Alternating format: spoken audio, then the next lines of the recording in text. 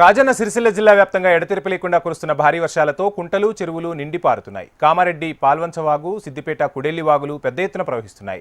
దీంతో కామారెడ్డి, సిద్దిపేట జిల్లాల మధ్య రాకపోకలు నిలిపివేశారు అధికారులు. వర్షాలతో చెరువులు, కుంటలు, వాగులలో ప్రవాహాలు అధికంగా ఉండడంతో ప్రజలు బయటకు వెళ్లకూడదని అధికారులు సూచించారు.